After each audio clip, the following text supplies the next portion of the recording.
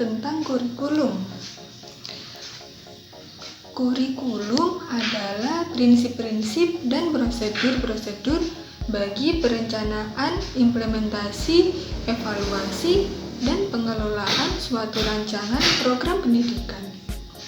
Nah, tapi kurikulum kan ada banyak. Ada KBK, ada KTSP, terus ada juga K13, dan yang terakhir ada juga K13 revisi. Mau belajar yang mana dulu nih? Yang KTSP dulu. Nah, ini kurikulum 2006 atau KTSP merupakan penyempurnaan dari kurikulum 2004 atau KBK. Kurikulum KTSP ini juga merupakan kurikulum operasional yang disusun dan dilaksanakan oleh masing-masing satuan pendidikan. Oh, jadi gitu. Kurikulum KTSP disusun oleh masing-masing satuan pendidikan. Tapi pastinya tetap berdasarkan kompetensi dan kompetensi dasar yang telah ditetapkan oleh Badan Standar Nasional Pendidikan atau BSNP. Nah, kalau komponen-komponennya apa aja ya? Mungkin aku bisa mencarinya di YouTube.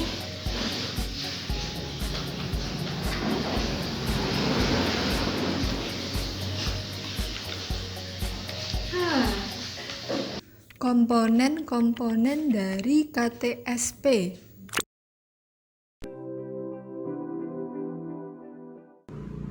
Assalamualaikum warahmatullahi wabarakatuh.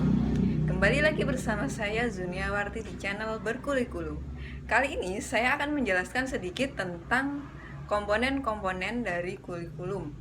Kurikulum yang akan kita bahas adalah kurikulum 2006 atau yang lebih kita kenal dengan KTSP.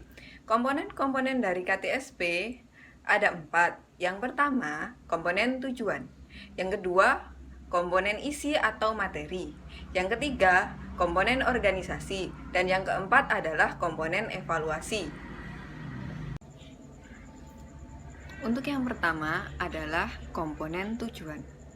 Komponen ini berhubungan dengan arah atau hasil yang diharapkan dari penentuan KTSP itu sendiri. Tujuan umum dari KTSP terdiri dari 1. Tujuan pendidikan dasar, 2. Tujuan pendidikan menengah, dan 3. Tujuan pendidikan menengah kejuruan. Ini termuat dalam panduan penyusunan KTSP. Tujuan atau hasil yang diharapkan dari KTSP 2006 yaitu menekankan pada peningkatan kecerdasan, pengetahuan, kepribadian, akhlak mulia, dan keterampilan untuk hidup mandiri. Untuk yang kedua, komponen isi atau materi. Komponen ini berhubungan dengan pengalaman belajar yang harus dimiliki oleh siswa. Jadi, komponen ini berisi tentang materi pelajaran maupun aktivitas dan kegiatan siswa yang diarahkan untuk mencapai tujuan yang sudah ditentukan oleh KTSP. Untuk yang ketiga adalah komponen organisasi atau yang bisa juga disebut dengan strategi dan metode. Ini berhubungan dengan implementasi kurikulum. Strategi merujuk pada rencana tindakan untuk mencapai sesuatu, sedangkan metode adalah jalan untuk mencapai sesuatu.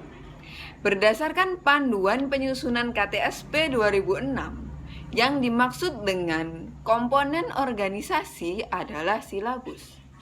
Mengapa? Karena silabus merupakan rencana tindakan dalam mengimplementasikan kegiatan belajar mengajar. Dalam silabus sudah terdapat materi, kegiatan pembelajaran, indikator, penilaian, waktu, dan sumber belajar. Untuk yang keempat adalah komponen evaluasi. Komponen ini digunakan untuk melihat pencapaian keberhasilan tujuan yang dikelompokkan menjadi tes dan non-tes. Tes digunakan untuk mengukur kemampuan siswa dalam aspek kognitif, sedangkan non-tes digunakan untuk mengukur aspek tingkah laku meliputi sikap, minat, dan motivasi. Menurut panduan penyusunan KTSP 2006, penilaian hasil belajar dilakukan selama 1 semester untuk menentukan apakah kurikulum telah berhasil atau diperlukan penyempurnaan. Nah, itu tadi adalah sedikit penjelasan mengenai komponen-komponen KTSP 2006. Jika masih ada yang ingin ditanyakan, silahkan ditulis di kolom komentar. Sampai jumpa di video-video selanjutnya. Wassalamualaikum warahmatullahi wabarakatuh.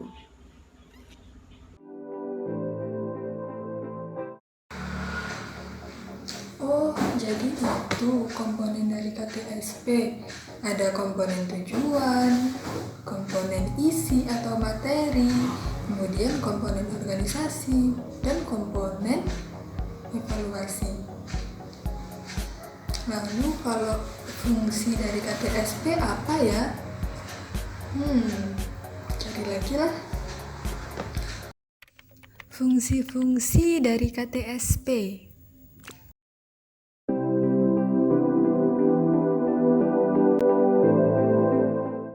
Assalamualaikum teman-teman. Selamat pagi, salam sejahtera bagi kita semua.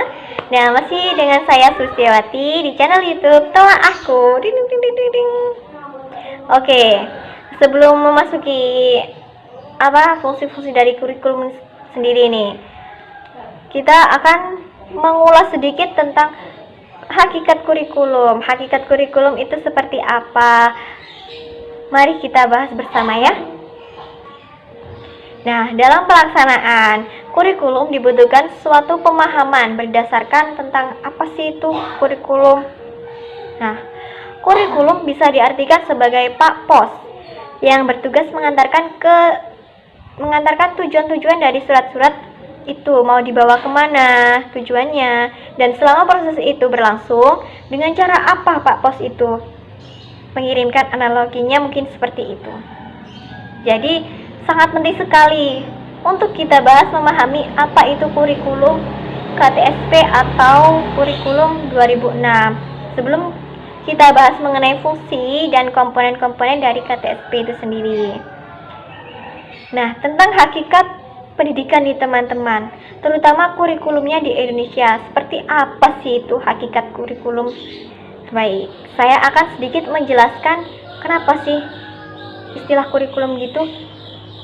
Dalam sistem pendidikan itu diambil dari kurir dan kurere, dari bahasa Yunani yang diartikan kurir dan kurere itu diartikan sebagai pelari yang menempuh jarak dari start sampai finish.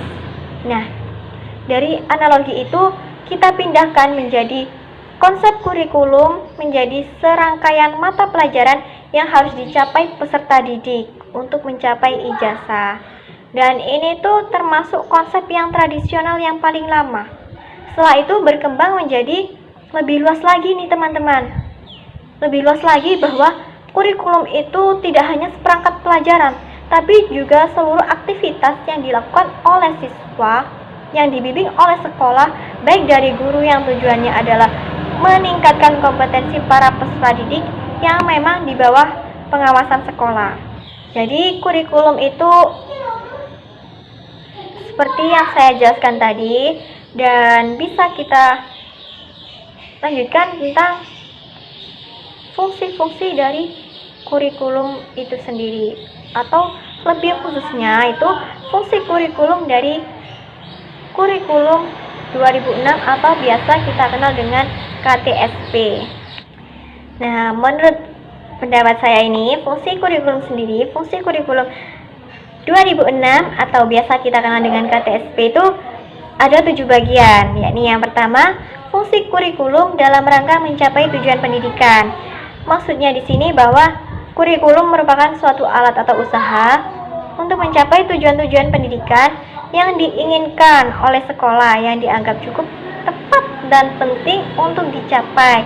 Dengan kata lain, bila tujuan yang diinginkan tidak tercapai, maka orang cenderung untuk meninjau kembali alat yang diinginkan untuk mencapai tujuan tersebut.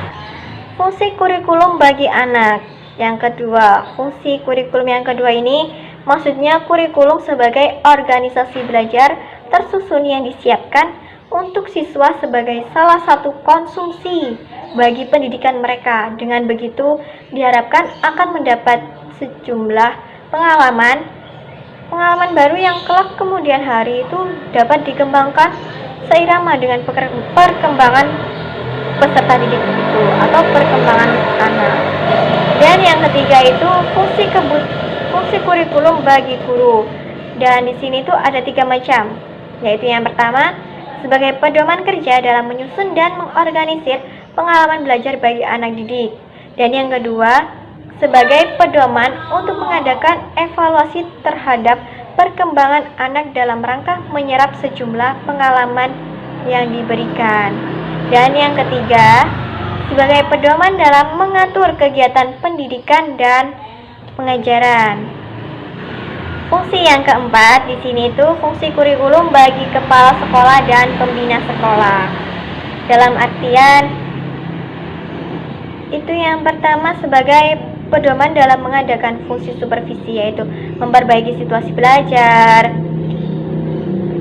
berusaha melaksanakan fungsi supervisi dalam menciptakan situasi untuk menunjang situasi belajar anak ke arah yang lebih baik, sebagai pedoman dalam melaksanakan fungsi supervisi dalam memberikan bantuan kepada guru untuk memperbaiki situasi mengajar, sebagai pedoman untuk mengembangkan kurikulum lebih lanjut, dan juga sebagai pedoman untuk mengadakan evaluasi kemajuan belajar mengajar. Dan fungsi yang kelima ini fungsi kurikulum bagi orang tua murid. Maksudnya di sini fungsi kurikulum bagi orang tua murid di sini itu orang tua dapat turut serta membantu usaha sekolah dalam memajukan putra-putrinya. Bantuan orang tua ini dapat melalui konsultasi langsung dengan sekolah atau guru mengenai dana dan sebagainya. Dan untuk fungsi yang keenam, fungsi yang keenam ini itu fungsi kurikulum bagi sekolah pada tingkat di atasnya. Ada 2 jenis berkaitan dengan fungsi ini, yaitu pemeliharaan keseimbangan proses pendidikan dan penyiapan tenaga guru. Dan fungsi yang terakhir yaitu fungsi kurikulum bagi masyarakat dan pemakai lulusan sekolah. Di sini sekurang-kurangnya ada 2 hal yang bisa dilakukan dalam fungsi ini, yaitu pemakai lulusan ikut memberikan bantuan guru memperlancar pelaksanaan program pendidikan yang membutuhkan kerjasama dengan pihak orang tua atau masyarakat. Dengan ikut memberikan kritik atau saran yang membangun dalam rangka menyempurnakan program pendidikan di sekolah agar bisa lebih serasi dengan kebutuhan masyarakat dan lapangan kerja. Nah, kurikulum itu merupakan salah satu variabel yang sangat berpengaruh dalam sistem pendidikan nasional. Oleh karena itu, kurikulum harus dapat mengikuti dinamika yang ada dalam masyarakat.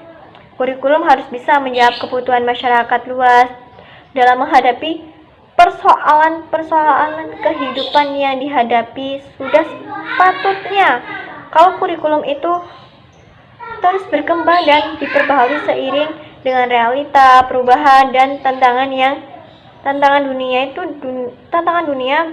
pendidikan dalam membekali peserta didik menjadi manusia yang siap hidup dalam berbagai keadaan. Oke, itu adalah fungsi dari kurikulum 2006 atau KTSP. Agar kalian tidak ketinggalan nih dengan video-video mengenai materi-materi kurikulum dari saya, jangan lupa